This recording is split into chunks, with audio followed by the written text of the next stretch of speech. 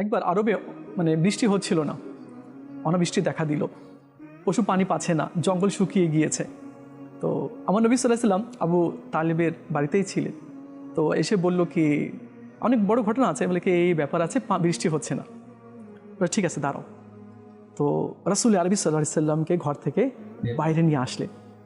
তো যারা এসেছিল মানে এই অভিযোগ দেওয়ার জন্য কি বৃষ্টি হচ্ছে না, আপনি দোয়া করে দিন বা কোনো একটু উপায় বের করুন আপনি, তারা দেখছে কি আসমান থেকে কি চাঁদ নেমে এসেছে, এত সুন্দর চেহারা, চাঁদ নেমে এসেছে। বলে এটা কে? বলে এটা আমার ভাতিজা আব্দুল্লাহর ছেলে।